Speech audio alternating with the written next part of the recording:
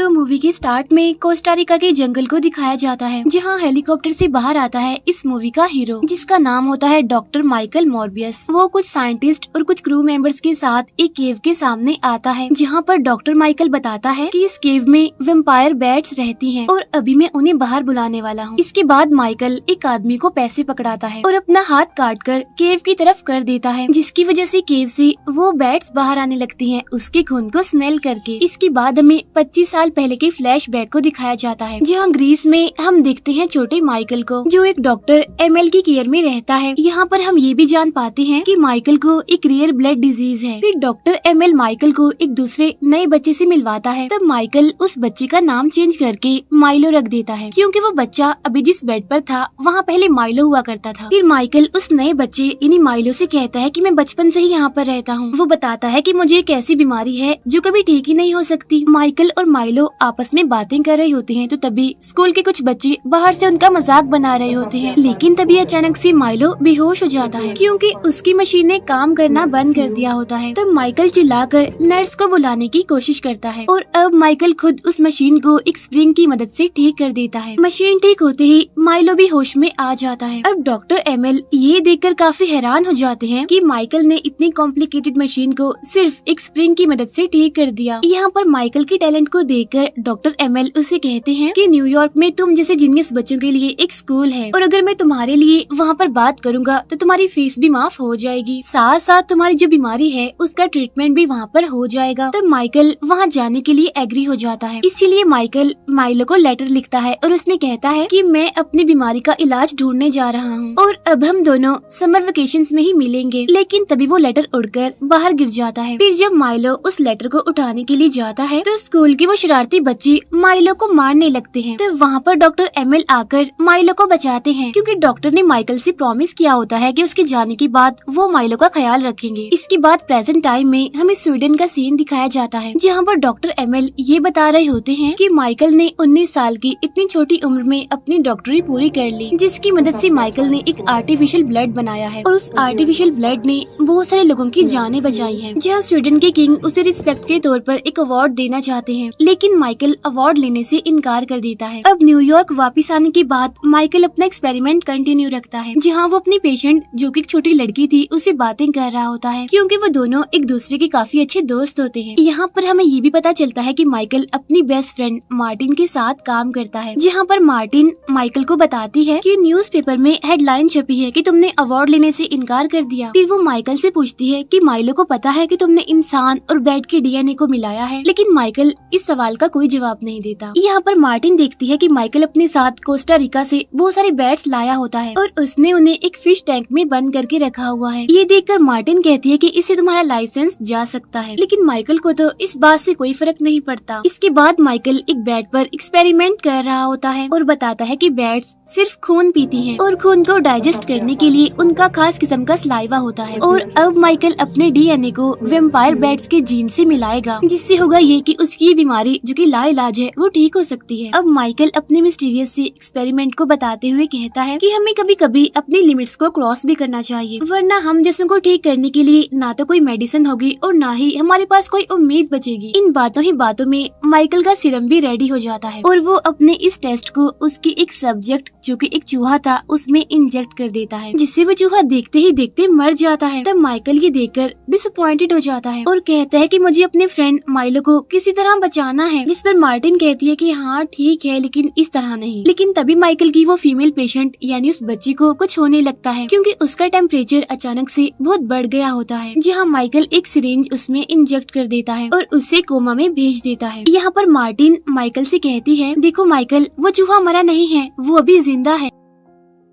इसके बाद Michael Milo से मिलने जाता है, जहाँ माइकल माइलो से कहता है कि मेरे पास एक गुड न्यूज है। यहाँ पर माइलो माइकल से पूछता है कि तुम इतने दिन कहाँ गायब थे, क्या इसमें मार्टिन का हाथ है, क्या तुम उसके साथ रह रहे थे। यहाँ पर माइकल माइलो से कहता है कि मजाक को साइड पर रखो, मैं तुम्हें कुछ बताने वाला हूँ, और वो ये कि मैं हमारी बीमारी के क्योर को ढूंढने के बहुत करीब हूँ। हो सकता है कि लोग इस पर सवाल उठाएं, लेकिन ये भी सच है कि हमारे पास ज्यादा टाइम नहीं है और हमारे पास ठीक होने का ट्रीटमेंट का बस यही इलाज है। तब माइलो इस चांस को देने के लिए मान जाता है। अब माइकल और मार्टिन समंदर के बिल्कुल बीचों बीच एक शिप में अपने एक्सपेरिमेंट को मूव करते हैं, जहाँ पर उनका एक्सपेरिमेंट कामयाब भी होता है। जहाँ माइकल उस सीरम को एक छोटी सी बोतल में भरकर उसे मार्टिन को देता है और कहता है कि ये तुम मुझ पर ट्राई करो, इसे फौरन मुझ में इंजेक्ट कर दो। तब मार्टिन ऐसा ही करती है, वो उस सीरम को माइकल को इंजेक्ट कर देती है और उसे लेटाकर उसके हाथ और पाँव को बांध देती है। लेकिन तभी माइकल कांपने लगता है। तभी हम देखते हैं कि शिप में कुछ और क्रू मेंबर्स भी आए हुए थे, जहाँ उनमें से एक आदमी लैब में आ जाता है। लेकिन तभी वो दोनों देखते हैं कि माइकल अपनी जगह पर नहीं है, बल्कि वो तो ऊपर छत से चिपका हुआ है, बिल्कुल किसी बैट की तरह, चमगादड़ की तरह। जहाँ देखते ही देखते माइकल उस आदमी पर अटैक कर देता है, जहाँ मार्टिन उन दोनों को एक जगह पर बंद कर देती है, क्योंकि माइकल अब पूरी तरह से वैम्पायर बन चुका है। यानी अब उसके खतरनाक बड़े बड़े दांत थे, बड़े बड़े नेल्स थे। अब अलार्म बजने की वजह से माइकल खुद को ग्लास में पीटने लगता है, जहाँ क्रू के बाकी मेंबर्स भी अंदर आ जाते हैं और वो मार्टिन को साइड पर धक्का दे देते हैं ताकि वो माइकल को शूट करके मार सके। लेकिन तभी माइकल ग्लास तोड़कर बाहर आ जाता है और जब वो दिखता है कि मार्टिन बेहोश पड़ी है तो उसे बहुत गुस्सा आता है। इसीलिए वो क्रू के सभी मेंबर्स को एक एक करके मारने लगता है। इसके बाद देखते ही देखते माइकल वैम्पायर से इंसान में बदल जाता है, जहाँ उसकी पूरी बॉडी असली हालत में आ जाती है। फिर माइकल दोबारा से अंदर जाता है और देखता है कि मार्टिन तो बेहोश है और सीसीटीवी फुटेज में देखता है कि उसने क्रू के सारे मेंबर्स के साथ क्या किया, उन्हें मार दिया। इसीलिए वो रेडियो के थ्रू जल्द से जल्द यहाँ मदद भेजने के लिए कहता है। तब FBI के लोग वहाँ शिप तक पहुँच जाते हैं, जहाँ 2 एजेंट्स क्राइम सीन को इन्वेस्टिगेट कर रहे होते हैं और उन्हें बताया जाता है कि इस हादसे में एक लड़की जिसका नाम मार्टिन है वो जिंदा बच गई है, यानी वो सर्वाइवर है, और जिसने मदद बुलाने के लिए कॉल की थी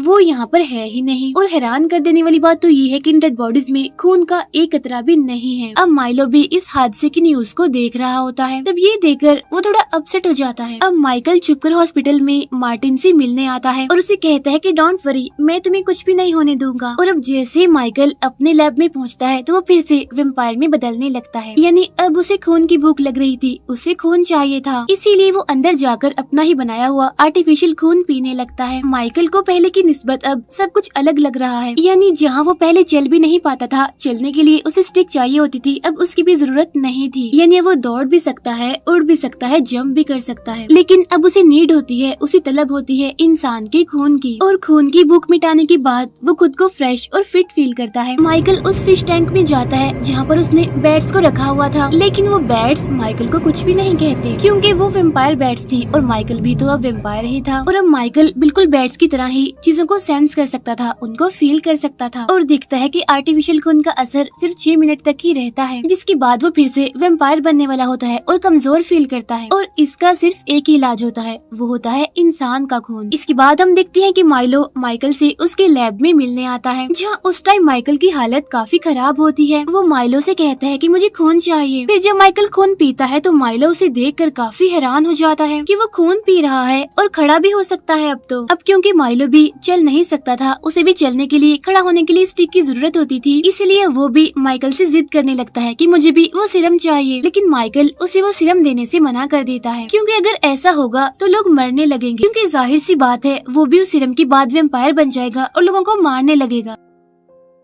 माइकल कहता है कि ये सिर्फ मेरे लिए है, बस मुझे ही सूट करता है। तब इस बात पर उन दोनों की बहस हो जाती है। फिर माइकल माइलो से कहता है कि प्लीज जिद मत करो, ये कर्स है। फिर वो माइलो को अपना वैम्पायर वाला फेस दिखाकर उसे वहाँ से जाने के लिए कहता है। उधर हॉस्पिटल में मार्टिन से मिलने FBI के 2 एजेंट्स आते हैं, जो कि क्राइम सीन को इन्वेस्टिगेट कर रहे थे, और वो मार्टिन को क्राइम सीन पर मिली उन डेड बॉडीज के बारे में बताते हैं और पूछता है कि आप वहाँ पर क्या एक्सपेरिमेंट्स कर रहे थे। जिस पर मार्टिन कहती है कि अभी मुझे ठीक से कुछ भी याद नहीं है कि वहाँ पर आखिर हुआ क्या था। असल में वो यहाँ पर सच को छुपाने की कोशिश कर रही थी। उसी हॉस्पिटल में हम एक नर्स को देखते हैं जिसे ऐसा फील होता है कि कोई उसका पीछा कर रहा है। इसी वजह से वो काफी डर जाती है और वहाँ से भागने लगती है। लेकिन तभी अचानक से उस नर्स पर कोई अटैक कर देता है। उधर माइकल अपने पेशेंट यानी उस बच्चे के पास बैठा होता है, लेकिन तभी अचानक से वो कुछ सेंस करने लगता है, जहाँ बाहर आकर वो देखता है कि एक नर्स मारी गई है। अब माइकल आर्टिफिशियल ब्लड को अपने बैग में रखकर वहाँ से जाने लगता है, लेकिन तभी उसे वही दोनों FBI एजेंट्स मिल जाते हैं, जहाँ एक एजेंट माइकल को थैंक्स कहता है, क्योंकि माइकल के आर्टिफिशियल ब्लड ने इस FBI एजेंट के हाथ को कटने से बचाया एक वॉर में। वो दोनों माइकल से कहते हैं लेकिन आप तो कुछ ज्यादा ही फिट लग रहे हैं। और यहाँ पर उन दोनों को माइकल पर ही शक होता है कि इसने ही शिप वाले उन सारे क्रू मेंबर्स को मारा होगा। लेकिन तभी उनमें से एक एजेंट को ये न्यूज मिलती है कि एक नर्स की डेड बॉडी मिली है और उसकी मौत भी भी सेम वैसी हुई है, यानी उसकी बॉडी में भी खून का एक कतरा नहीं है। तब ये सुनकर उनका शक यकीन में बदल जाता है और अब वो जैसे ही माइकल को अरेस्ट करने वाले होते हैं तब माइकल उन पर अटैक करके उनसे फाइट करके वहाँ से भाग जाता है। लेकिन वो ज्यादा दूर नहीं जा पाता क्योंकि माइकल को वेव्स रोक लेती हैं, जहाँ वही एजेंट उसे अरेस्ट कर लेता है। फिर माइकल को एक जेल में रखा जाता है, जहाँ दोनों FBI एजेंट्स माइकल के पास आते हैं। उनमें से एक एजेंट तो अपने साथ होली वाटर भी लेकर आता है। उनमें से दूसरा एजेंट माइकल को कहता है कि तुमने शिप में क्रू के उन मेंबर्स को मारा, चलो ठीक है उनसे कोई गलती हो गई होगी, लेकिन उस नर्स को क्यों मारा, वो तो बेकसूर थी। लेकिन इसका जवाब तो माइकल के पास भी नहीं होता क्योंकि उसको माइकल ने नहीं मारा होता। यहीं पर हम देखते हैं कि माइकल खुद को कमजोर फील करता है और वो उनसे अपना बैग मांगता है जिसमें आर्टिफिशियल ब्लड है। वो कहता है कि जल्दी दो, मुझे भूख लग रही है और भूख की हालत में मैं कैसा दिखता हूँ ये तुम देख नहीं पाओगे। लेकिन वो एजेंट उसे ब्लड देने से मना कर देता है। तभी यहाँ पर माइकल से मिलने माइलो आता है। वो कहता है कि मैं तुम्हें यहाँ से बाहर निकालूंगा, लेकिन जाते टाइम हम देखते हैं कि माइलो भी अब चल पा रहा है। तब माइकल को इस बात का पता चल जाता है कि उस नर्स को किसी और ने नहीं बल्कि माइलो ने मारा था। अब गुस्से में आकर माइकल जेल को तोड़कर वेम्पायर बनकर वहाँ से भाग जाता है। फिर वो अपनी बैड पावर से सेंस करता है और माइलो की बातों को सुनता है, यानी जहाँ पर माइलो एक और आदमी को मार देता है। इतनी ही देर में वहाँ पर माइकल भी माइलो के पास आ जाता है और उसे समझाता है कि मैंने तुम्हें कहा था कि ये सिर्फ जानलेवा है, सही नहीं है ये। तो माइलो कहता है तुमने तो कहा था ये कर्ज है, लेकिन ये कोई कर्ज नहीं है। और यहाँ पर माइलो माइकल के सामने ये एक्सेप्ट कर ही लेता है कि मैंने ही मारा था उस नर्स को और अब हमें कोई भी नहीं रोक सकता। तो माइकल उसे कहता है कि माइलो ऐसा नहीं था, मेरा दोस्त माइलो ऐसा कभी भी ना करता, तुम्हें क्या हो गया है, तुम क्या बनते जा रहे हो। और इसके बाद वो दोनों ही वेम्पायर्स बनकर आपस में ही लड़ने लगते हैं, जहाँ पुलिस आकर उन दोनों को अरेस्ट कर लेती है। लेकिन माइलो पुलिस ऑफिसर्स पर ही अटैक कर देता है। लेकिन माइकल ऐसा नहीं था, यानी वो बुरा नहीं था, इसीलिए वो माइकल से लड़ता है क्योंकि माइलो जो कर रहा है वो गलत है। लेकिन तभी वहाँ पर एक ट्रेन आने लगती है और माइकल फिर से उन वेव्स को फील करता है और अब वो उन्हीं वेव्स में उड़ने लगता है और ऐसा करते ही वो वहाँ से भाग जाता है। अब यहाँ पर भी उन एजेंट्स को लगता है कि इन सारे पुलिस ऑफिसर्स को भी माइकल नहीं मारा है। उधर हम देखते हैं माइलो को जो कि छुपकर मार्टिन को देख रहा होता है।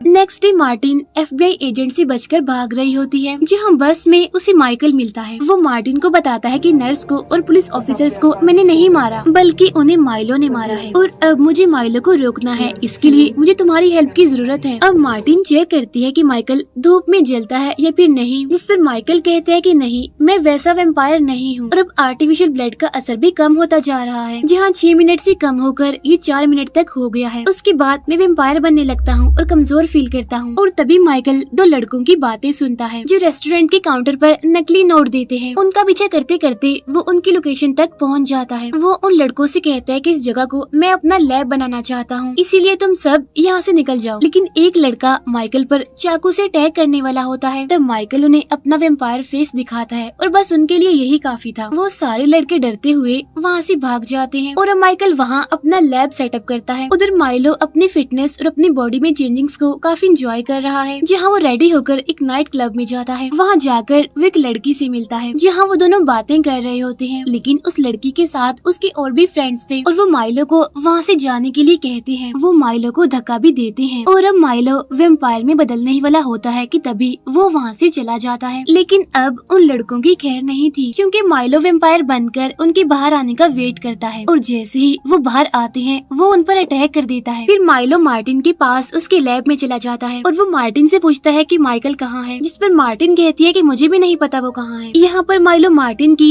तेज हार्ट बीट को सुन पा रहा था। इसके बाद वो वहाँ से चला जाता है, जहाँ मार्टिन भी लैब का कुछ सामान लेकर वहाँ से चली जाती है। उधर दोनों एजेंट्स मार्टिन के घर आते हैं, जहाँ जाकर वो देखते हैं कि वहाँ पर कैट फूड पड़ी है, लेकिन मार्टिन और उसकी कैट दोनों ही वहाँ पर नहीं है, क्योंकि वो दोनों होते हैं माइकल के पास। अब अपनी बिल्ली को खाना खिलाते हुए मार्टिन की उंगली पर एक कट लग जाता है, जहाँ से खून निकलने लगता है और खून की स्मेल से माइकल वेम्पायर बन जाता है। लेकिन वो मार्टिन को काटता नहीं बल्कि उसे कहता है कि प्लीज इस पर बैंडेज कर लो। अब बैंडेज लगाने के बाद वो दोनों टेरेस पर चले जाते हैं, जहाँ उन दोनों को दूर खड़ा हुआ माइलो देख रहा था। अब दोनों FBI एजेंट्स उस क्राइम सीन पर पहुँचते हैं, जहाँ पर माइलो ने उन क्लब वाले लड़कों को मारा था। लेकिन उन्हें ये पता नहीं होता कि इसके पीछे माइलो का हाथ है, बल्कि उन्हें लगता है कि ये माइकल नहीं किया है। तब CCTV फुटेज में देखकर ये पता चलता है कि ये माइकल नहीं है, बल्कि ये तो कोई दूसरा ही आदमी है। अब डॉक्टर एमएल भी यही न्यूज देख रहा था जिसमें क्राइम सस्पेक्ट माइकल मॉर्बियस को बताया जा रहा है। लेकिन सीसीटीवी फुटेज से पता चला कि किलर कोई और भी हो सकता है। जहाँ पर डॉक्टर एमएल को माइलो पर शक होता है, इसीलिए वो जाकर मिलता है माइलो से। यहाँ पर डॉक्टर को ये बात भी पता होती है कि माइलो ने भी उसी सीरम को यूज किया है, इसी वजह से ही तो वो ठीक हो गया। यहाँ पर डॉक्टर एमएल माइलो से कहता है कि मैं तुम्हारी मदद कर सकता हूँ। तब माइलो इस बात से काफी गुस्सा हो जाता है कि तुम हमेशा माइकल की साइड ही लेते हो और तुम मुझे अपना प्यार नहीं सिर्फ अपनी सिंपैथी दिखाते हो। और इसी वजह से माइलो डॉक्टर एमएल पर अटैक कर देता है और फौरन वहाँ से चला जाता है। उधर लैब में माइकल एक सीरम बनाता है और वो सीरम बैट्स की जान ले सकता है। और माइकल ने इस सीरम की 2 डोज बनाई होती है, एक अपने लिए एक माइलो के लिए। यहाँ पर माइकल मार्टिन से कहता है कि तुम्हें यहाँ से चले जाना चाहिए क्योंकि यहाँ पर खतरा है। लेकिन तभी माइकल को डॉक्टर एमएल कॉल करता है जो कि काफी बुरी तरह से इंजर्ड है। वो बताते हैं कि मैं माइलो से मिलने गया था और उसी ने ही मेरा ऐसा हाल किया है। इसी वजह से माइकल डॉक्टर एमएल से मिलने जाता है। यहाँ पर डॉक्टर माइकल से कहते हैं कि तुम्हें माइलो को रोकना होगा और ऐसा कहते ही डॉक्टर की मौत हो जाती है। और तब यहाँ पर माइकल माइलो की आवाज सुनता है जहाँ वो दिखता है कि माइलो ने मार्टिन को किडनैप कर लिया है और देखते ही देखते वो मार्टिन पर अटैक कर देता है। तो माइकल उड़ते हुए मार्टिन के पास जाता है। यहाँ पर मार्टिन माइकल से कहती है कि मैं भी तुम्हारी हेल्प करना चाहती हूँ माइलो को मारने में। फिर वो माइकल को अपना खून पिलाती है, लेकिन माइकल के खून का एक ड्रॉप मार्टिन भी पी लेती है। खून पीने के बाद माइकल काफी स्ट्रॉन्ग और पावरफुल फील कर रहा था, जहाँ वो जाकर माइलो से लड़ता है। माइलो अपने बड़े बड़े नेल से माइकल पर अटैक करता है और उसे काफी इंजर्ड कर देता है। तब यहाँ पर माइकल चिल्लाकर अपने साथियों को इन्हीं बैट्स को बुलाता है। तो वो बैट्स माइकल को चारों तरफ से घेर लेती हैं। इसके बाद वो माइलो पर अटैक कर देती है, जहाँ पर माइकल अपना बनाया हुआ सीरम माइलो में इंजेक्ट कर देता है, जहाँ माइलो अपने ह्यूमन फॉर्म में वापस आते ही मर जाता है। अब एफबीआई की दोनों एजेंट्स वहाँ पर पहुँच जाते हैं और वो बहुत सारी बैट्स को वहाँ पर उड़ता हुआ देखते हैं। उधर मार्टिन को भी होश आ जाती है क्योंकि उसने माइकल का वेम्पायर वाला खून पी लिया था। वहीं हम उन्हीं बैट्स के बीच माइकल को भी उड़ता हुआ देखते हैं, बिल्कुल वेम्पायर बैट की तरह। इसके बाद हम देखते हैं कि एक मल्टीवर्स का रिफ्ट खुलता है और स्पाइडरमैन की दुनिया से इस दुनिया की जेल में आता है एड्रियन, जिसे पुलिस अपने साथ ले जाती है। नेक्स्ट सीन में हम माइकल मॉर्बियस को देखते हैं जो कि अपनी गाड़ी से कहीं पर जा रहा होता है, जहाँ वो एक जगह पर रुकता है और उसे वहाँ पर मिलता है एड्रियन। वो उस टाइम अपने सूट में होता है और कहता है कि मैं नहीं जानता कि मैं यहाँ पर कैसे आया हूँ। मुझे लगता है कि शायद इसमें स्पाइडरमैन का हाथ है, इसीलिए मॉर्बियस अब मैं तुमसे मदद चाहता हूँ ताकि तुम स्पाइडरमैन से फाइट करो। जिस पर माइकल कहता है कि प्लान अच्छा है, चलो देखते हैं। माइकल की इस बात के साथ ही ये मूवी यहीं पर एंड हो जाती है।